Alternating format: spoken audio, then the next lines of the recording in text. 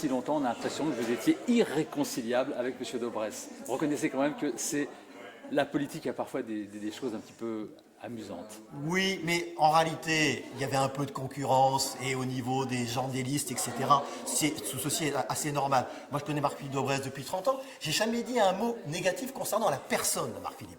Je reprochais sa candidature sur l'île, mais bon, malgré tout, elle était légitime. Il avait été choisi par les Républicains. Ma candidature est également légitime puisque j'avais été choisi par l'opposition lilloise. Donc évidemment, ça fait partie des jeux de campagne, mais sur le fond, c'est un homme que je connais bien depuis longtemps. J'ai toujours dit que c'est un ami. Il est resté mon ami depuis 1 an et demi, même si nous étions sur 2 listes différentes. C'est quoi l'élément déclencheur? C'est le sondage de décembre? Le sondage de décembre joue probablement, et on s'est dit, au fond, séparément, on se partage des voix.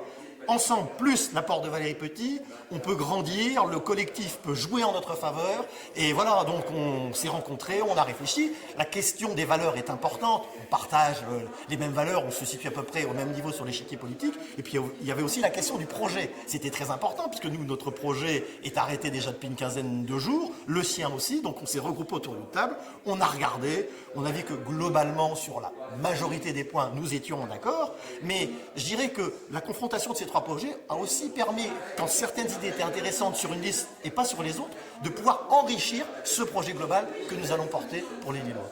Il va y avoir de l'ambiance dans cette liste, parce que c'est quand même 3 fortes personnalités. On l'a vu pendant cette conférence de presse.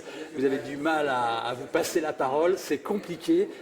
Comment vous allez gérer ça, ces 3 personnalités? Alors, écoutez, en ce qui me concerne, c'est que je suis un sportif. J'ai l'esprit d'équipe, pour moi, c'est fort. Donc, moi, je pense qu'il n'y aura pas de difficulté du tout en ce qui me concerne.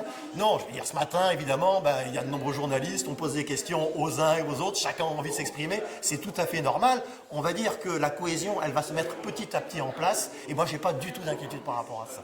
Ça a été évoqué pendant la conférence de presse, évidemment, tout ça rebat l'écart pour le 2e tour. On peut très très bien aller vers une quadrangulaire, avec des scores extrêmement serrés, et du coup, alors là, c'est la loterie, quoi.